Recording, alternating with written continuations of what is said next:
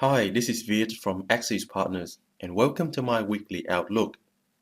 The Forex market has seen much turbulence this week as the result of China devaluing their currency 3 days in a row, from Tuesday to Thursday, and actually on Friday they moved it back the other way by a tiny bit.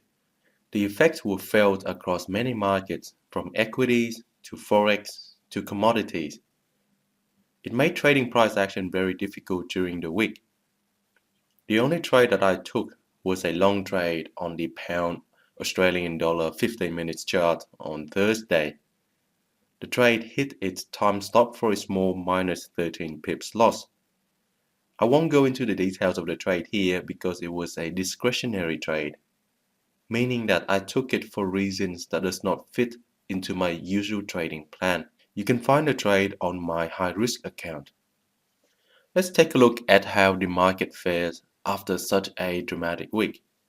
First up is the Australian New Zealand dollar on daily chart. This pair finished the week just under 1.1300 resistance level. This level was tested most recently just 2 weeks ago, and it held its ground against buyers. Zooming in on the smaller time frame, I can see that on the 4-hour chart, there is some evidence of rejection already at this level on Friday. For the aggressive traders out there, a high-risk short trade can be taken on market open Monday with stop above the high made 2 weeks ago.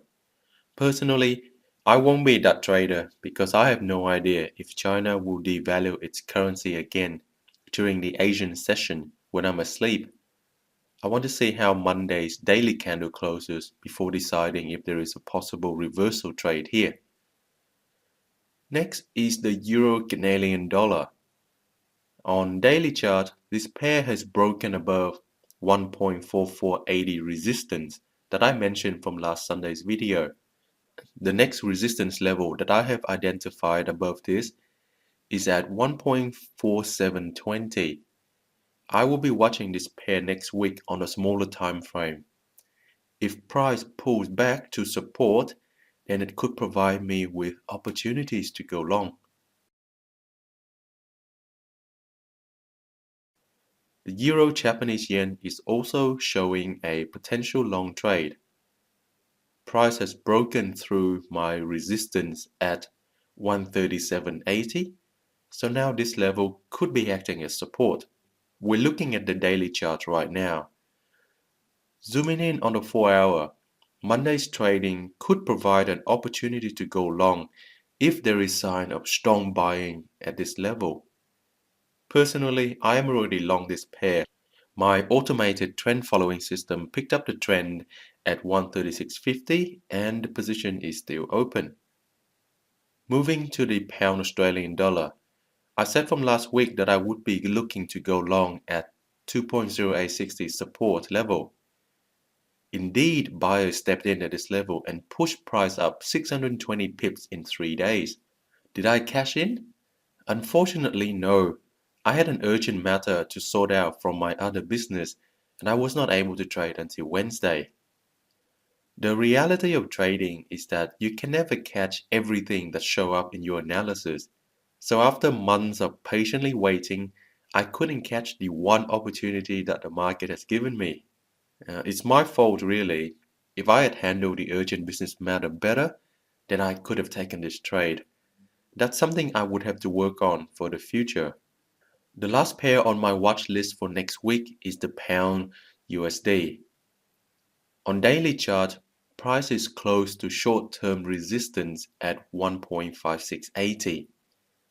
This is not a significant level yet in my own analysis, but it is certainly making a case for itself. We can see that within the last 4 weeks of trading, price has been rejected many times at this level. Perhaps next week, it would give me even more reasons to consider it as a major resistance level. On the 4-hour chart, if price gets close to resistance next week and I see signs of strong selling, then I would be looking for opportunities to short from there. The news calendar for next week shows a decent number of events. On Tuesday, we have monetary policy for Australia and the dairy price index for New Zealand.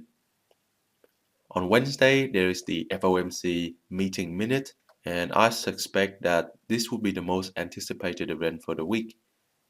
We have Bank of Japan monetary policy and press conference on Thursday, and Friday would see China and Europe releasing figures for manufacturing. So there's plenty of volatility to trade with. That's it from me for this week. Stay with me if you want to hear my thoughts on reality of trading. Otherwise, I wish you a profitable trading week and hope to have you tune in again next weekend. Going back to the pound Australian dollar trade that I missed out on, I hope that my weekly video can show some of the reality of trading. It does not always turn out the way you plan. The ability to correctly predict a market event does not make you profitable. In my case, I even had written down the complete trading plan, but at the last minute I had to take care of other higher priorities. If you are new to trading and you find yourself following a trader who trades flawlessly and never misses any opportunities, then be very careful because you might just be following a person who acts like a trader. The point that I want to make is to really choose who you would want to take seriously. I was fortunate enough to have followed actual traders when I started out, and it has been one of the biggest factors in my trading journey. Thank you for staying behind and listening to my thoughts. I wish you a profitable trading week. Take care, and I hope to have you tune in again next weekend. Bye for now.